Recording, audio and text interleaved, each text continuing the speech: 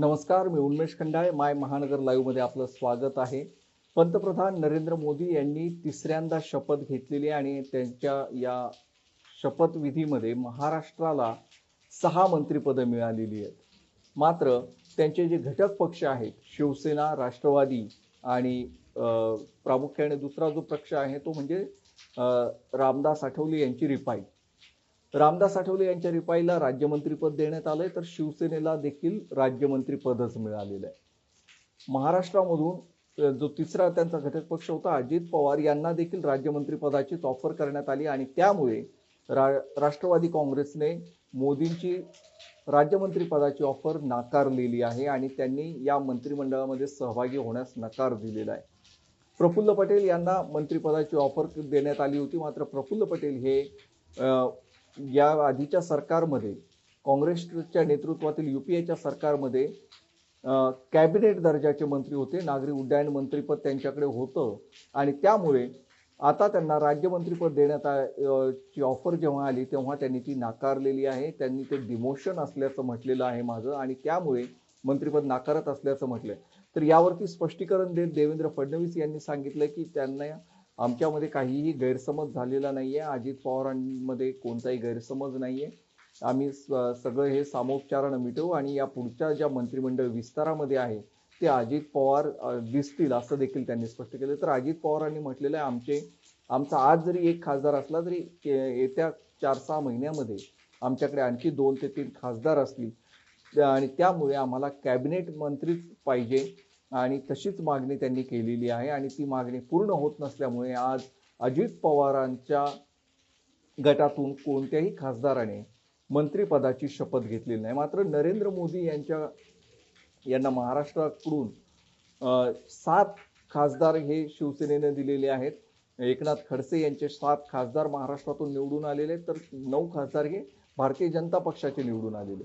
9 खासदार भारतीय जनता पक्षाचे निवडून आलेले असताना त्यातील 4 खासदारांना मंत्रिपद देण्यात आले. त्यामध्ये नितीन गडकरी, पियुष गोयल, रक्षा खडसे आणि पहिल्यांदाच प्रथमच पुण्याचे महापौर असलेले मुरलीधर मोहोळ आता पुण्याचे खासदार झालेत. त्यांना देखील मंत्रिपद देण्यात आले, त्यांना राज्यमंत्रीपद मिळालेले.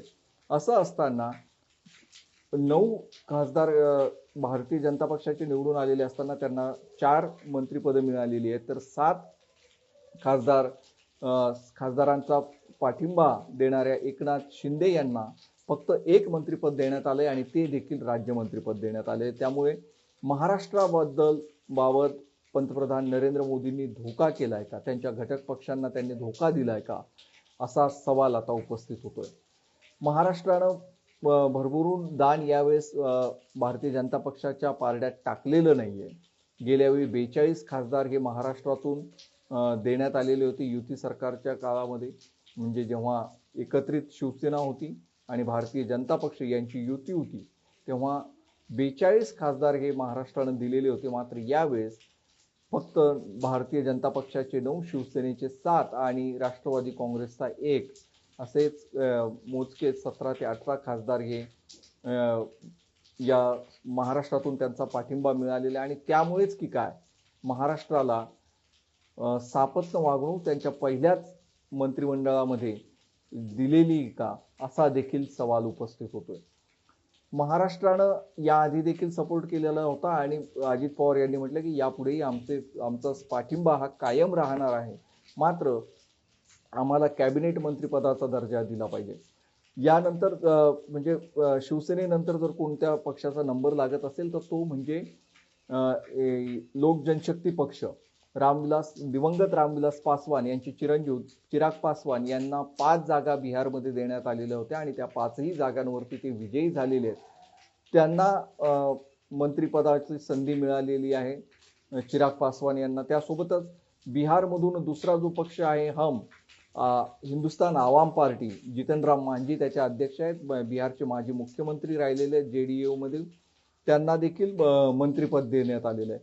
मात्र 7 खासदार देऊनही महाराष्ट्रातून एकनाथ शिंदे यांना फक्त राज्यमंत्री पदावर त्यांची बोलवण झालेली आहे. तर अजित पवारांना देखील राज्यमंत्री पदच देण्याचं सांगितलं गेलं होतं. त्यामुळं महाराष्ट्राबद्दल पहिल्यांदाच किंवा पहिल्याच मंत्रिमंडळामध्ये विस्तारामध्ये महाराष्ट्राबद्दलचा जो त्यांचा रोष आहे तो दिसून आलाय असं म्हणायला हरकत नाहीये. या सगळ्या मंत्रिमंडळामध्ये 27 ओबीसी मंत्री आहेत, तर 5 अल्पसंख्य आहेत, 10 एससी मंत्री आहेत आणि 5 एसटी मंत्री आहेत. म्हणजे जातीय समतोल राखण्याचा देखील नरेंद्र मोदी यांनी प्रयत्न केलेला आहे. पहिले पंतप्रधान पंडित जवाहरलाल नेहरू हे 3 वेळा पंतप्रधान झालेले होते आणि 17 वर्ष सलग ते पंतप्रधान राहिलेले होते. त्यानंतर पहिल्यांदाच भारतामध्ये तिसऱ्यांदा पंतप्रधान होण्याची संधी पंतप्रधान नेहरू नंतर जर कोणाला मिळालेली आहे तर ती नरेंद्र मोदी यांना मिळालेली आहे. आणि त्यामुळेच आज राष्ट्रपती भवनाच्या समोर शाही त्यांचा शपथविधी सोहळा झाला. परदेशातील पाहुण्यांना देखील निमंत्रित करण्यात आलं. राष्ट्रपती द्रौपदी मुर्मू यांनी पंतप्रधान नरेंद्र मोदी यांना शपथ दिली आणि त्यांच्या मंत्रिमंडळाला देखील शपथ दिली. यामध्ये नितीन गडकरी यांचा नंबर लागतो की नाही अशी देखील शंका उपस्थित केली जात होती. जर का भारतीय जनता पक्षाला 303 पेक्षा कमी जागा मिळाल्या असत्या तर त्यांचा समावेश होऊ शकतो. मात्र 303 पेक्षा जास्त जागा मिळाल्या तर नितीन गडकरी यांचा देखील समावेश होईल की नाही अशी शंका उपस्थित केली जात होती. मात्र भारतीय जनता पक्षाला पूर्ण बहुमत मिळालेलं नाहीये आणि त्यामुळे 240 जागा त्यांना मिळाल्यात आणि 272 साठी त्यांना तेलुगू देसम पार्टीच्या आणि बिहारमधील नितीश कुमार यांच्या जेडीयूच्या भरोशावर राहावं लागणार आहे. या दोन्ही पक्षांनी आम्ही एनडीए सोबतच राहणार असं स्पष्ट केलेलं आहे.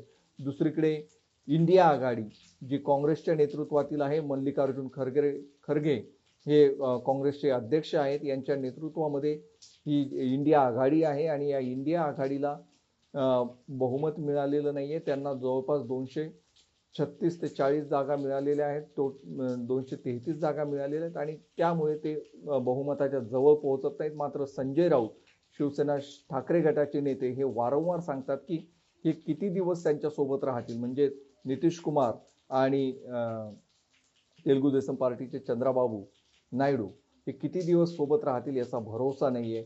त्यामुळे हे सरकार अस्थिर ठेवण्याचा प्रयत्न हा विरोधकांकडून होणार आहे आणि अशा वेळेस महाराष्ट्रातून पूर्णपणे पाठिंबा देणाऱ्या एकनाथ शिंदे, रामदास आठवले आणि अजित पवार गटाला जर का राज्यमंत्री पदावरतीच थांबवलं गेलं असेल तर ते देखील या पुढच्या काळामध्ये पंतप्रधान नरेंद्र मोदी सोबत राहतील का असा प्रश्न कायम राहतोय. या सगळ्या मंत्रिमंडळाच्या विस्ताराबद्दल तुम्हाला काय वाटतं ते तुम्ही कमेंट बॉक्समध्ये लिहून कळवा. अशाच ताज्या घडामोडी आणि बातम्यांसाठी mymahangar.com ला व्हिजिट करा आणि असेच राजकीय व्हिडिओ पाहण्यासाठी माय महानगर लाईव्ह या आमच्या यूट्यूब चॅनलला सबस्क्राईब नक्कीच करा. हे लाईव्ह पाहिल्याबद्दल धन्यवाद.